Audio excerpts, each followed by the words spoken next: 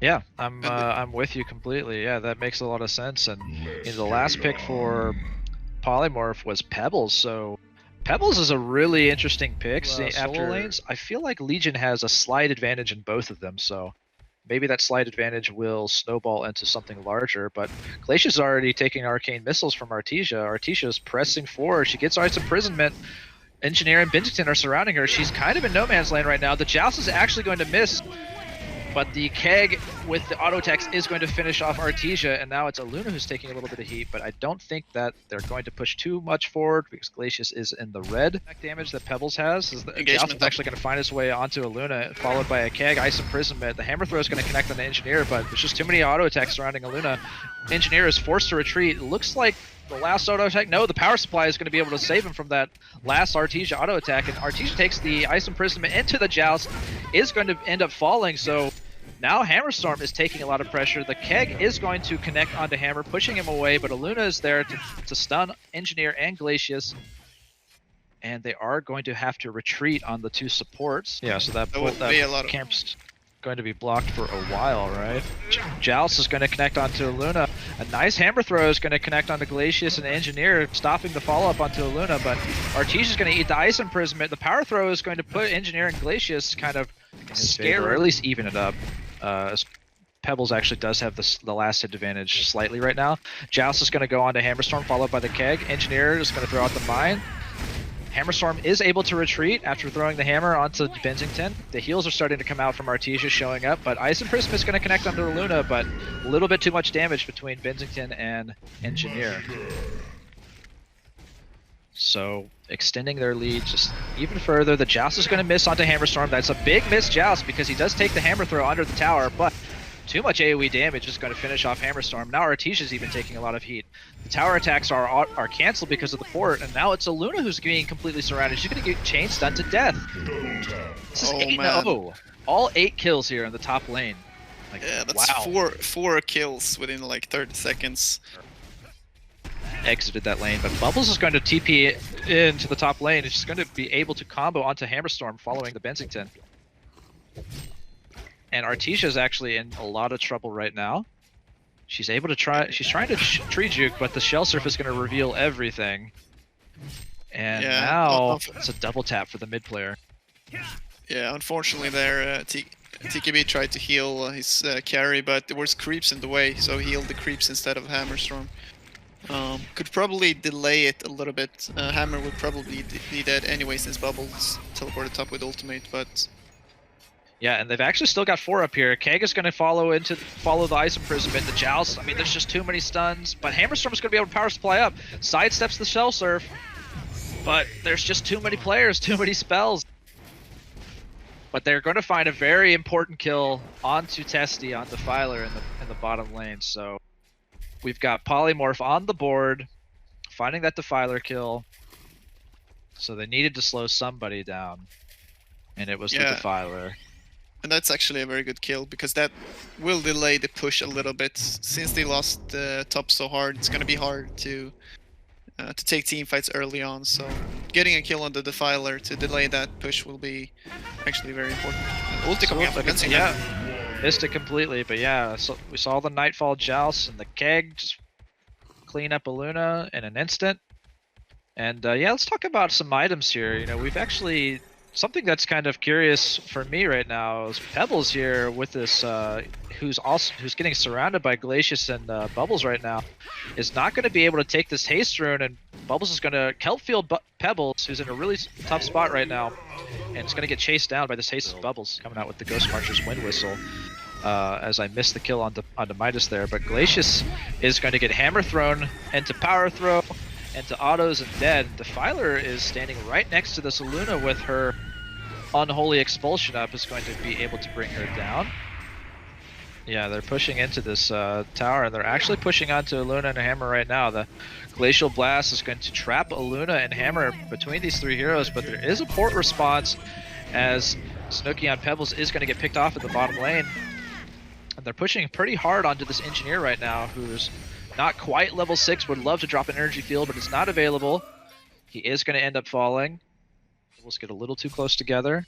pushing into the jungle. They know that Pebbles is retreating from the top tower, and it's Midas all alone.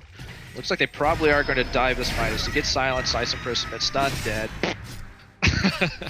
And this is going to be a tier 1 tower for the Legion side for sure.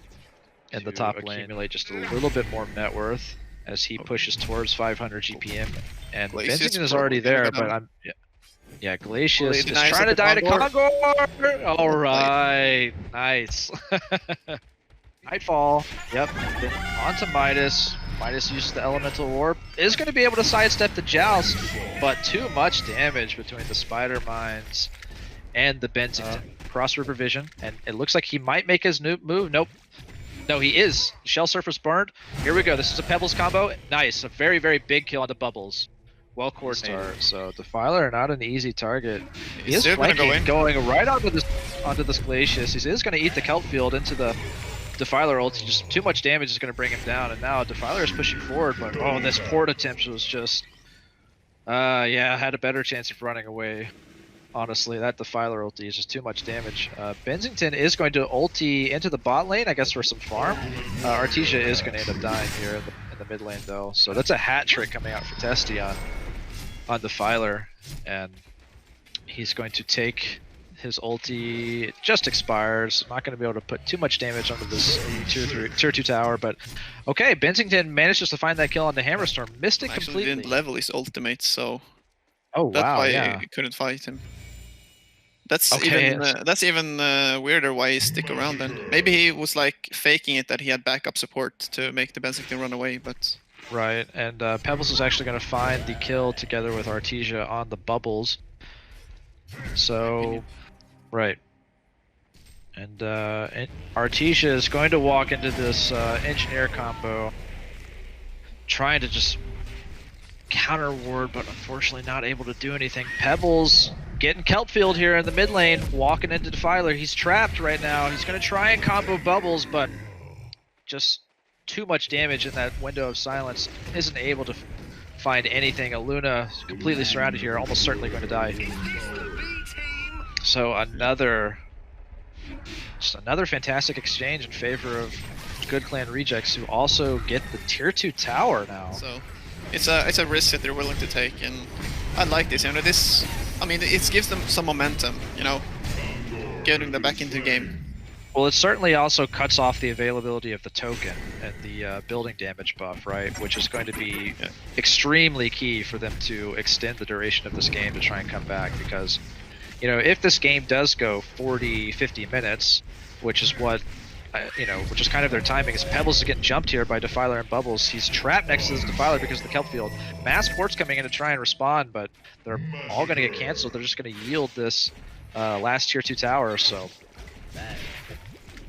Yeah, I mean, at least Pebbles is kind of opening up some space for Hammer as a consolation for that death, but they're going to keep going. They're going to push into this tier 3 with the Defiler ulti up for another few seconds, try and get a little bit of damage in. Yeah, was watching, but Hammerstorm actually is going to end up falling to Benzington and Engineer. Yeah, this is... that they got the Kongor, right? I mean, that Kongor is really big right now. Engineer is going to fall to a Pebbles combo. Pebbles Midas combo. Very, very necessary kill to try and keep them alive in this game. If they manage to smoke behind and get the Benzington before the fight starts. Because he's just farming, but now he's using Nightfall onto the Hammerstorm in the top lane.